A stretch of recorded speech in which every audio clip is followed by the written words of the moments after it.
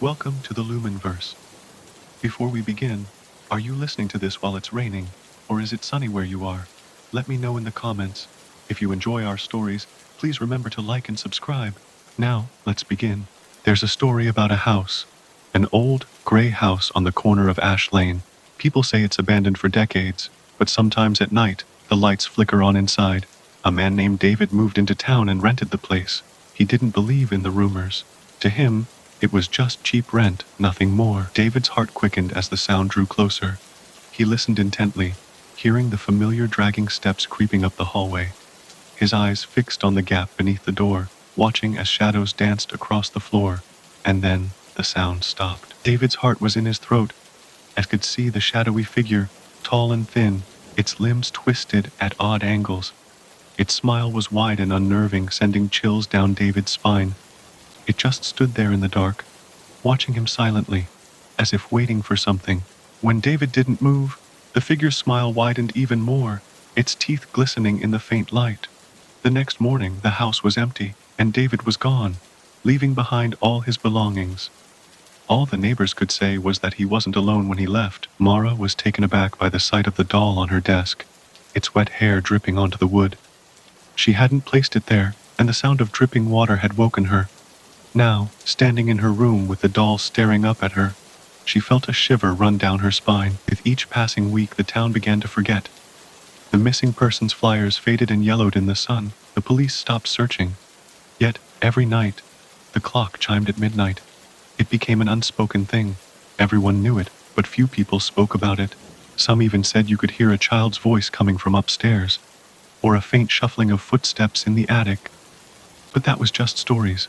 Right? Mara's fear grew with each passing night as the doll continued to appear in her room, its wide-open eyes staring at her. She locked it outside, threw it away, and even tried to destroy it. But it always found its way back. On the night she disappeared, her bedroom door was found locked from the inside, with the doll lying on the bed, its once broken eyes now intact and staring wide open. The clearing was empty at first, but when his eyes adjusted to the dark, he saw something that made his heart sink. There, standing alone in the middle, was a single chair illuminated by a pool of moonlight. The voice whispered again, right by his ear. "Sit." Lewis felt an inexplicable urge to sit. He moved towards the chair, the soft ground and wet leaves muffling his footsteps. As he settled into the chair, the voice spoke again. "Look up." He blinked. No, it was just his tired eyes playing tricks on him. He'd driven those roads thousands of times. There was definitely no new road, but he couldn't shake the feeling that something was off. He followed the new road, trying to convince himself it was just a different exit. The road curved in ways he didn't recognize, and a thick fog covered everything. Daniel stood in the sudden darkness, heart pounding. He reached for his phone, but the screen lit up for just a second, then died. The emergency lights flickered on, casting everything in a dim red glow. Where was the figure now? He crept forward, heart hammering. His eyes scanned the deserted aisles, rows of books casting long shadows. Then, he heard footsteps somewhere nearby. Lewis stood frozen, his mind racing. That wasn't possible. He had locked his door, and there was no other way in.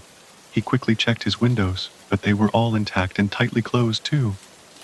His heart pounding, he followed the trail of mud back to his bedroom door. There, he found something that sent a chill down his spine. Daniel slammed on the brakes. The car slid to a stop, spraying gravel across the road. He squinted out the windshield. It was still foggy, but he could make out the shape of a person facing him. She shivered, a chill running down her spine. It was impossible. The house was abandoned. No one lived here.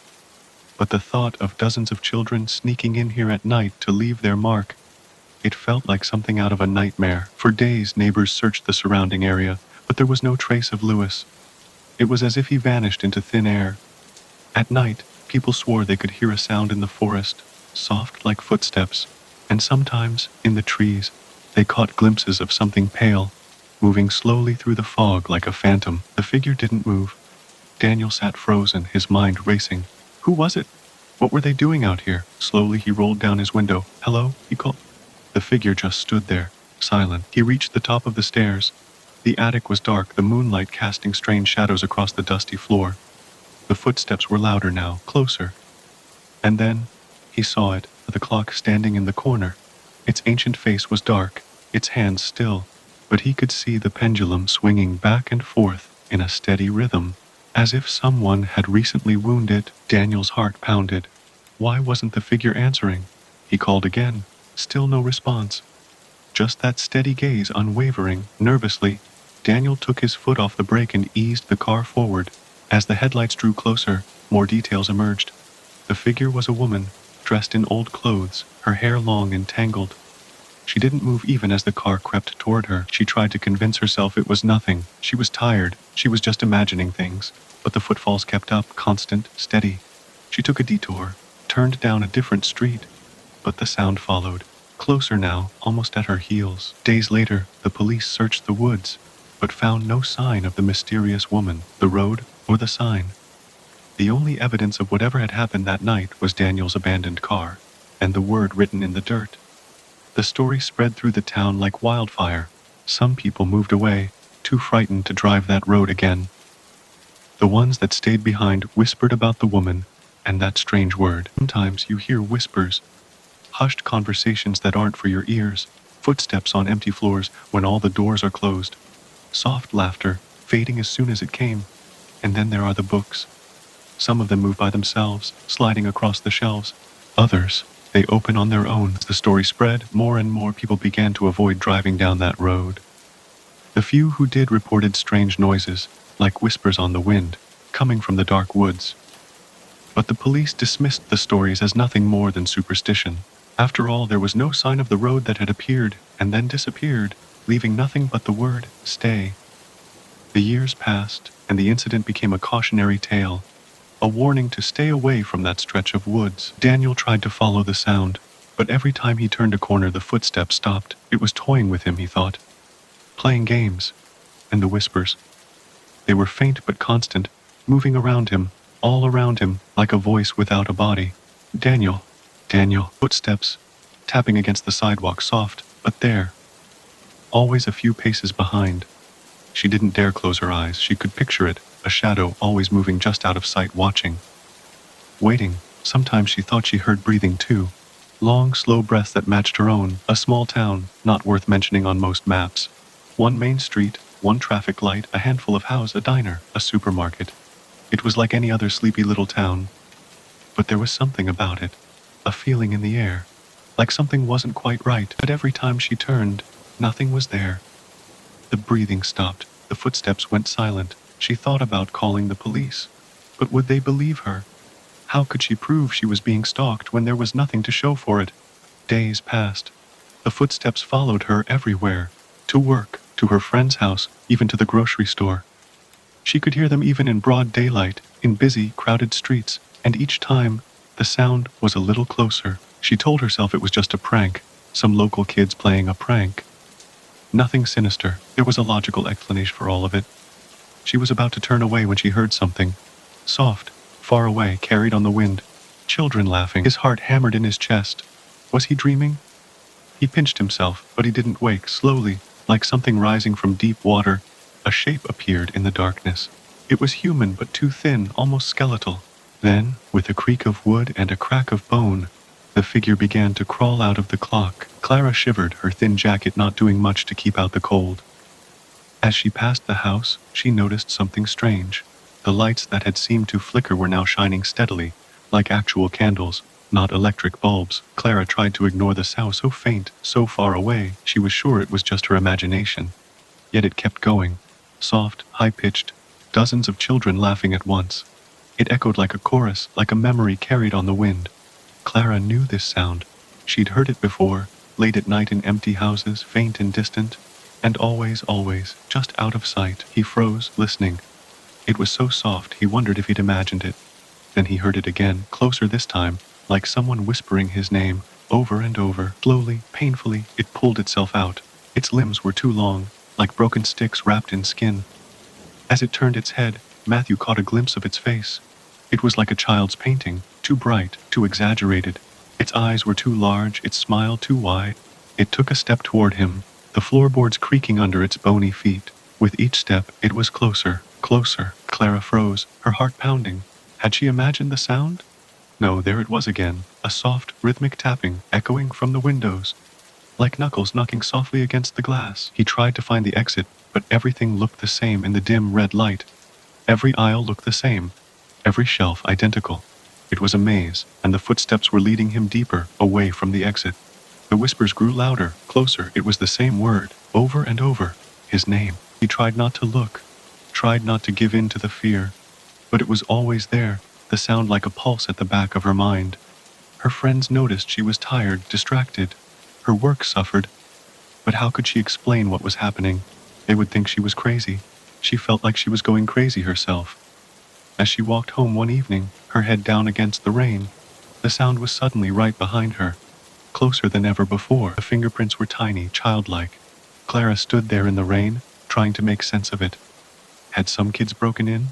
But why go through every window and leave handprints behind? And why the tapping last night, a knock so slow and steady, like a pulse? He got up and crept out of his room. The rest of the house was dark, yet the attic still creaked. Slowly, he climbed the stairs. The sound was clearer now, footsteps, definitely, but something was off. They were too regular, too steady, like clockwork. The police were baffled. There was no sign of a struggle, no clues to be found. It was as if he had simply vanished. Days went by, then weeks. There was still no sign of Matthew. The clock stood where it always had, silent and dark. Every night at midnight, 12 times, then silence. He turned in a circle, heart pounding. No one was there. The library was empty, the lights buzzing softly overhead. But he was sure he'd heard it, his name, whispered from somewhere nearby. Feeling ridiculous, he shook it off. It was probably the security guard trying to scare him. One by one, she examined the prints. Each one was so small, like a child's hand, yet each was different, with unique lines and whorls. It was as if dozens of children had gathered in the dark, pressing their palms to the glass. Clara could almost picture it in her mind. Dozens of tiny hands leaving their marks all across the windows. As he packed up, he shook off the feeling. It was just loneliness, his overactive imagination. He'd been working too hard, staying up too late. Still, he kept glancing at the stacks around him. The shadows seemed deeper now, longer, like the darkness was creeping closer. She spun around, expecting to see someone, but the street was empty. Just the shadows of the buildings and the soft tapping of the rain. She started back home, trying to calm herself. But the steady cadence, closer than ever. Her heart raced. She tried to walk faster, but the steps kept pace, never falling behind, always a beat too close. The library became known as a haunting. People reported whispers, shadows in the stacks, books that seemed to move on their own. Security guards won't work the night shift alone anymore. But the library remains open, its aisles filled with silence, its books waiting for the next unsuspecting student to stay too late. She was running now, her breath coming in gasps. The sound was right behind her, as if someone was running too close enough to touch. The footsteps quickened, as if the thing was gaining on her, its breathing more labored. Closer. She ducked into another alley, desperation driving her, but the footsteps followed, louder now, as if it knew exactly where she was going. In the beginning, the noises were subtle, a knock at the door when no one was there. The occasional creak in the floorboards late at night, nothing to be alarmed about. Most old houses make those sounds. That's what James told himself. He told himself not to worry, that it was normal for a house this old. But the sounds continued. Footsteps in the hall, doors opening and closing, soft whispers in the night. James tried to find logical explanations. The furnace was old, the heating ducts in the walls could make all those sounds. It was the wood settling, the floorboards warping. Nothing to worry about. But when his son came into his room one night, pale and trembling, he couldn't explain it away so easily. "Dad," the boy whispered, "I heard somebody walking around the house." James sat up, rubbing the sleep from his eyes. "It's just the furnace, buddy. It makes all sorts of noises." His son shook his head. "It wasn't the furnace. It sounded like..." His voice dropped to a whisper. "Footsteps." James smiled. "You were just dreaming, buddy. It was a bad dream." But his son insisted. "I heard footsteps, I swear." James sighed. "Okay. Let's go check. You stay behind me, all right?" Holding a flashlight, they crept down the hall, stopping outside each closed door. "I hear it," his son whispered. Footsteps. James listened. At first, he heard nothing. Then yes, there it was, a soft sound. Footsteps, faint, but there. They went to the stairs, creeping slowly down. The sound grew louder, closer. Whoever was walking, was in the basement. The house was quiet. The furnace hummed softly. James felt silly, checking behind each door. Of course there was nothing there. His son was just scared, that was all. They were almost to the end of the hall when the boy stopped. Wait, he whispered. What? Asked quietly. James stopped at the bottom of the stairs. The basement door was shut, but the sound came from inside. Steady footfalls, like someone pacing back and forth. He pushed the door open, shining the flashlight into the dark. The basement was empty, just old boxes, a bare concrete floor. There was no sound now, no footsteps, no breathing, nothing. You see? James said, trying to keep his voice calm for the boy. Nothing here. There's a man who once stayed at a roadside motel. Nothing fancy, just one of those lonely little places along a long, empty highway. The kind you stop at when you're too tired to keep driving. When he checked in, the clerk gave him a room key, but warned him about one thing. Don't look in the mirror after midnight. The night stretched on. The wind rattled, and around 12:30, he got up to splash some water on his face. Of course, he forgot the warning. He looked in the mirror. At first it was just his own reflection staring back. The reflection smiled. His own face, his own eyes. But the grin was wide, sharp, wrong, and slowly it lifted its hand, though he hadn't moved at all, and tapped the glass, though he hadn't moved at all. The reflection reached out of the mirror, and it tapped. He backed away, fear in his heart, and when he looked back at the mirror, it was empty. The man seemed to have vanished into thin air. The clerk found his room unlocked, the bed untouched, luggage still there, as if he never slept. They say, if you stay in that hotel, you may just hear soft tapping coming from within the very mirror itself. Mysterious indeed. Mirrors hold secrets, and if you look close enough, you may just see something else staring back at you. Since we're already exploring, let's venture even deeper into the shadows. Mysterious phone calls in the dead of night, with nothing but the ghostly sound of breathing. How terrifying. The young woman, alone in her apartment, wondering if something or someone was on the other end of the line. A chilling phone call, a twisted voice, and now the door, slowly twisting open. This story is taking an even darker turn. Phones, doors, simple things, everyday things. But in the dark, they can become something else entirely. You're still here, good. Because this next one, it lingers in the quiet spaces between heartbeats. A mysterious train, different from the one he knew, old, and filled with shadows and silence. A figure in the distance, just a silhouette watching. Something was off. And yet, he continued forward, climbing aboard and taking a seat. Of course, let's make this one slow, deep, and truly terrifying. Listen closely. There was a man, just an ordinary man, who took the same train home every evening, 8:45, like clockwork. Knew the rhythm of it, the squeal of the rails, the flicker of station lights, the muffled announcements echoing through the tunnels. It was routine, safe. But that night, the rain came down in sheets. Not just wet, it was heavy, as if something beyond weather pressed from above. The sky had gone black long before it should have, and lightning didn't flash so much as throb, lighting up jagged cracks across clouds like veins in dead skin. He stood alone on platform 3, his coat soaked through even though he'd only stepped out minutes ago, and watched for his train through a veil of falling water and fog rising from cracked concrete. When he heard it, the distant groan of metal grinding along rusted track, he almost sighed in relief. But then, the headlights didn't shine white like they should have been. They glowed dull orange, dimmed as if seen through smoke or cataracts. And when it pulled into view, it wasn't his train at all. This one looked ancient, older than any locomotive that should still be running, a relic with peeling paint revealing layers beneath. Reds now blackened to ash gray, yellow trim eaten away by rot or rust no cleaner could touch anymore. Its windows were clouded over from within, not fogged, but stained with grime that seemed to pulse faintly when struck by light. If you stared too long, you'd swear something moved behind them. Still, no other trains came at this hour, and cold crept into his bones. So he stepped forward anyway. The doors opened slowly, with a gasping sort of sound, like lungs collapsing after years without air, and they stayed open too long, as though breathing him in. He boarded cautiously, the floorboards creaking underfoot despite being tiled. and immediately felt wrongness seep into his body. Not fear yet, but displacement, an eerie sensation that time had skipped ahead while he wasn't looking. The car was icy inside, even colder than outside, beneath dripping eaves and wind-lashed platforms. Upon rows of empty seats stretched ahead, all facing forward, with tattered fabric sagging like skin off bone, and between them sat shadows thick enough to feel solid. At first glance, it appeared completely abandoned. Then he noticed movement. At far end, a single figure sat slumped in seat number 23. If numbers meant anything anymore, this car hadn't carried such markings on official diagrams, for its shape bore none matching current models.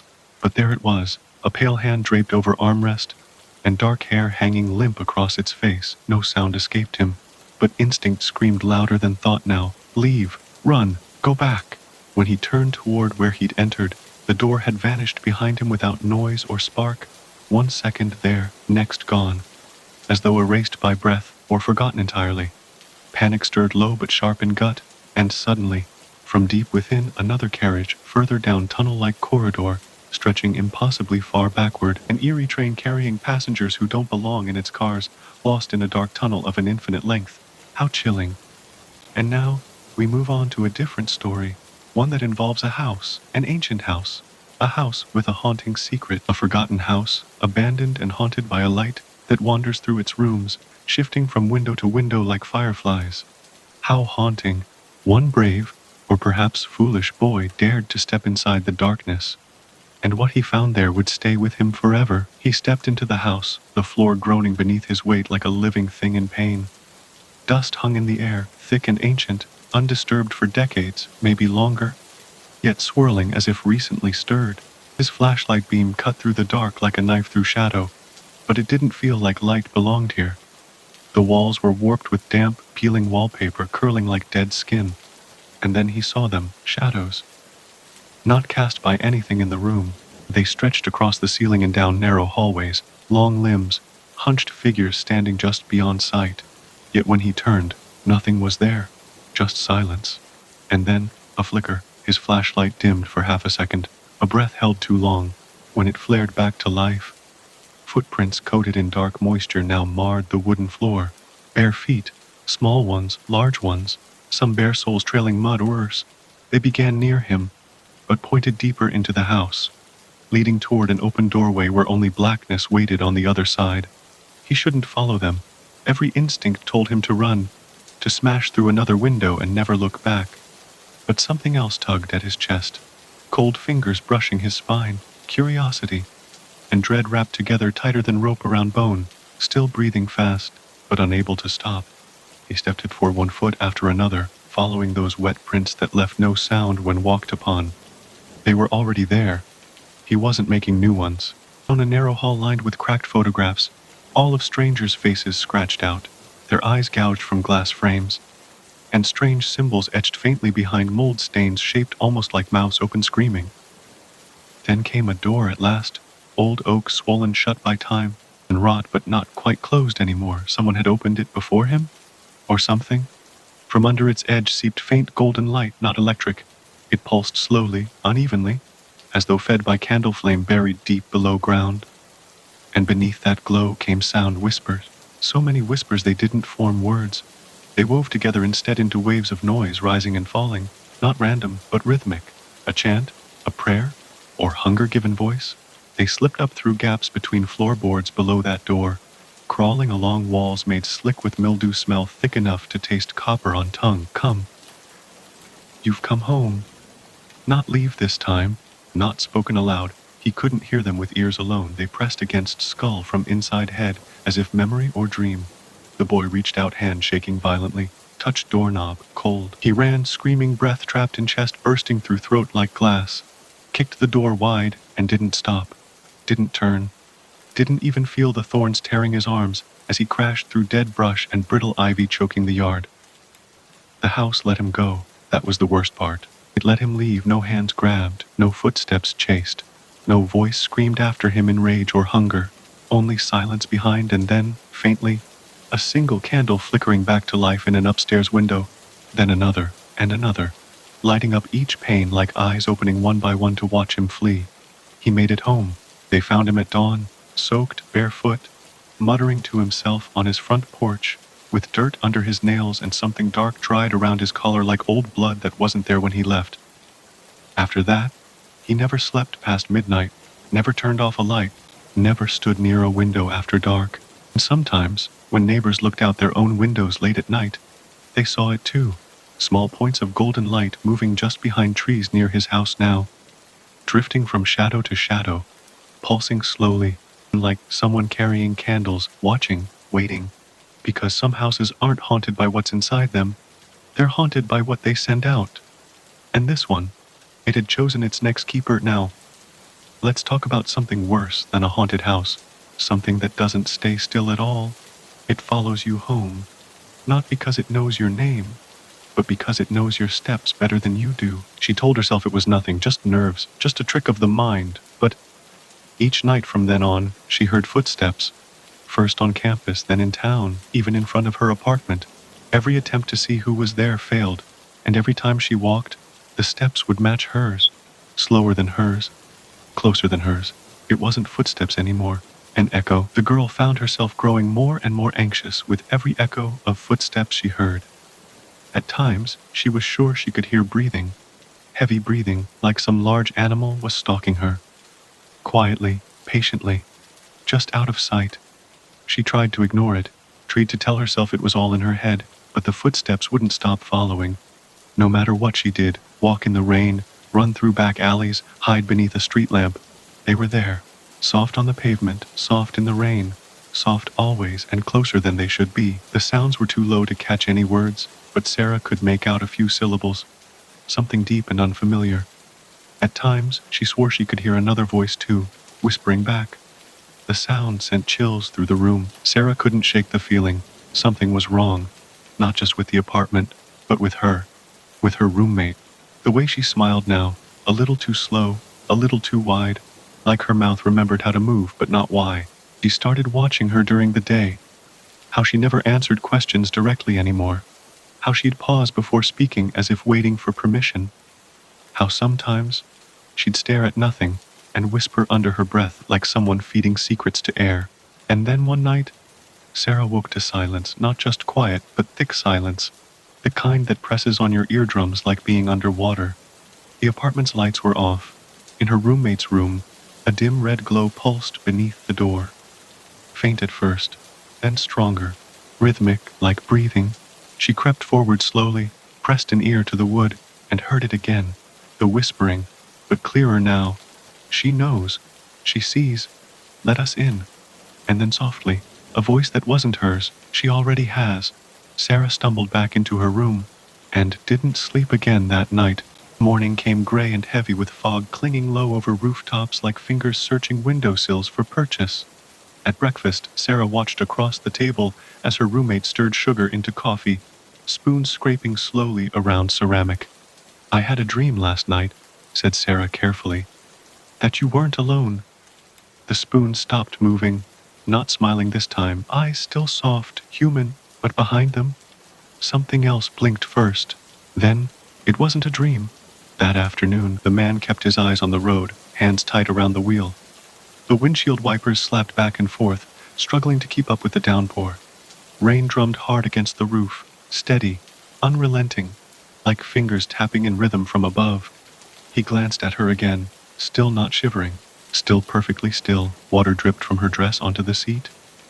But when he looked a second later, there was no wet spot, as if it had been absorbed instantly, or never there at all. The address she gave was an old neighborhood, a quiet one, rows of small houses tucked behind skeletal trees bending under storm wind. He turned slowly onto her street and followed it down, then slowed to a stop in front of an overgrown lawn, iron gate hanging crooked on rusted hinges. A cracked sign read Everwood Rest, not a house, a cemetery. He turned sharply toward her seat. She was gone. No door opened, no sound made, just empty space where she had been. Cold air settling like breath long held and finally released. Heart hammering, he reached for his phone, and then saw it resting against the passenger window, a single damp print left by a small hand, slowly fading as if evaporating before his eye. And then he remembered what they say about that stretch of road.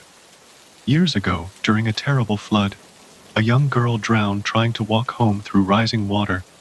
Her body never found until weeks later, washed up miles downstream. But sometimes, people driving that same road late at night still pick someone up. Wet clothes, pale face, whispering lips.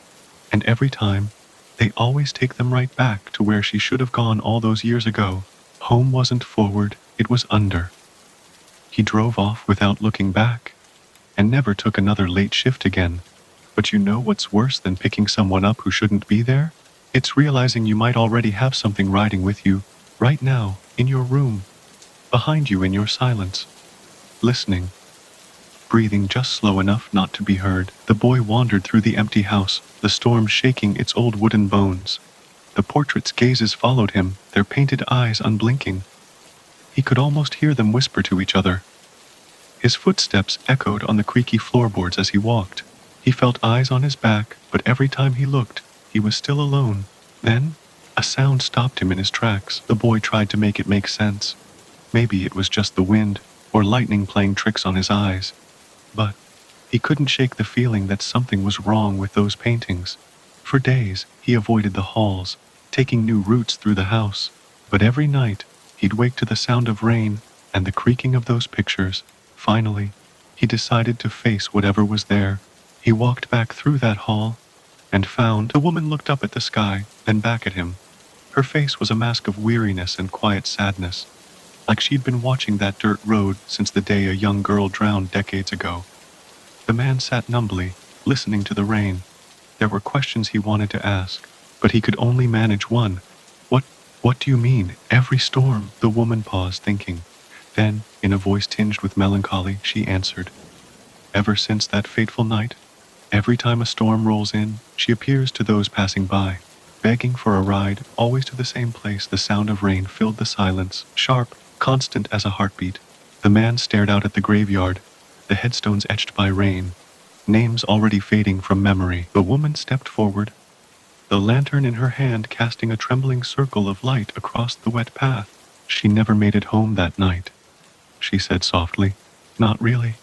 Her eyes lifted to meet his, deep with grief, yes, but also with something else, recognition. You're not the first, she whispered. You won't be the last. A cold breath touched the back of his neck, the kind that doesn't come from wind or open windows, but from something standing just behind you, even when there's no one there. He turned slowly, eyes darting to the passenger seat again, still empty, but now he saw it. On the seat cushion, a small handprint, damp and dark as fresh mud, slowly shrinking, fading, like vapor curling into nothingness. And then from somewhere deep inside the house, a faint sound, a child humming, softly at first, off-key, like someone trying to remember a lullaby half forgotten after years underwater. He looked back at the woman, but her face had gone still, too still. Her lips weren't moving anymore, yet he could hear them, the words not spoken aloud, but whispered directly into his mind. Thank you. She got closer this time, closer than ever before. And then, the lantern went out. Darkness swallowed everything, sky, road, trees bent sideways in storm. Except for one thing. In his rearview mirror, just for a second, he saw her again, sitting in backseat this time, dripping water onto floor mats that didn't stain, and smiling faintly as if finally allowed some small peace, before vanishing without leaving only silence. And two words hanging on frozen air inside car windows, fog though engine was cold, almost home. Stories like these, they don't end clean. They linger, waiting under porches on rainy nights. They ride shotgun when headlights flicker. They whisper through vents and floorboards when clocks strike 3. Because some souls can't move on, or could be a girl who just wants to go home, and might already have climbed inside without saying hello. Not true Norn. What moves beside you in your periphery? Could be rain slick road ahead, or could be a girl who just wants to go home, and might already have climbed inside without saying hello. Darkness pressed in on all sides as the man backed out of the cemetery. He drove in silence, headlights piercing the black. There was no one else on the road, no houses, no cars, just an empty road in the relentless rain. He could see his breath inside the car. Rain drummed on the roof like 100 tiny footsteps. The storm's roar was loud enough to drown out his own thoughts. The wipers thumped back and forth, struggling with the deluge. They kept missing a spot. right in the middle of the windshield. That spot, it wasn't just water. It was spreading. A dark, greasy smear, like oil rising from within the glass itself, creeping outward in jagged lines, and where it touched, the world outside began to distort. Trees warped into twisted figures, the road ahead split like cracked earth, and for a single flicker, he saw her again. Not in the mirror this time, in front of him, sitting cross-legged on his dashboard, eyes wide open, mouth silently forming words he couldn't hear, then gone. Windshield cleared with a shudder, as if something had exhaled through it, and silence fell inside the car so deep he could hear his own pulse hammering behind his ears. And then, his radio sparked to life without warning. Static. Static first, then a voice, soft, childlike, cracked with old sorrow. Turn around. He didn't want to look, but he did anyway. Backseat empty? Yes. But cold air pooled there now, a natural chill sinking through leather like breath from an open grave. And on the window's fogged corner, one word had been drawn in delicate script. Mama, outside. The storm slowed at last, clouds parting as if they'd never been. So heavy, he reached his house minutes later, trembling hands killing the engine. He stepped out fast, slammed door shut behind him, as if locking away what shouldn't be real. But when he turned toward home, there she stood at his porch steps, not soaked anymore, wearing clean clothes that hadn't existed before, smiling not at him, but past him, at someone only she could see standing by her side. Her mother, herself, or something pretending both were whole again. She lifted one small hand, waved gently, and whispered, not loud enough for ears, but straight into mind, "Thank you, I'm here now," then vanished with moonlight slipping between thin clouds. Next morning, the man found no trace of rainwater inside car, no prints on seat, no damp clothes left behind. Only one thing changed. The address she'd given him. The wrong one, that cemetery gate, was written over and over on napkins scratched lightly into steering wheel's lux. Drawn's was, into steer in her rearview mirror, so maybe today will be their day home. Maybe yours is next. They saw another drain ahead. It left some broke, thorn ride. Is as Valerie drying, or Leveries press with full ride nothing. Today will be their day rolls. Maybe you're reading this late at night, alone, and thinking about that road you drive every day. That stretch of road that's never felt quite right. It always gives you chills when you drive it. That uneasy feeling of being watched. But every time you turn your head, nothing looks back. Maybe you think it's just a trick of shadows, a bit of darkness your mind made up. But maybe there's more to that road than you think. You know the streetlight that flickers, always at exactly 3:17 a.m. The one just past the old overpass, where the trees hang low and their branches tap against passing cars like bony fingers checking for warmth. It wasn't always there. They say it was installed after a crash no one survived, but no police report was ever filed. No wreckage found, just tire marks burned into asphalt in a perfect circle, like someone drove in endless loops until they simply stopped. And sometimes, on nights when the moon hides behind clouds, you can hear it. A radio playing softly from nowhere, static between songs, then a voice. Next caller, you're on the air. But there's no station tuned in. No phone glowing with calls unknown, just your car, and you, and that same quiet whisper curling from unseen speakers. Do you believe in second chances? And if you listen too long, your reflection in the rearview mirror blinks. 1 second too late, you don't notice it at first, just a twitch in the corner of your eye. A flicker in the glass behind you, but when you look, really look, your reflection is still watching the road ahead, even though you've already turned your head. And its face, cleaner than yours, drier, like it hasn't been driving through storm and shadow all night, like it's been waiting here for hours. Then, softly, from the dashboard speaker, no radio on, no Bluetooth connected, the lullaby begins again.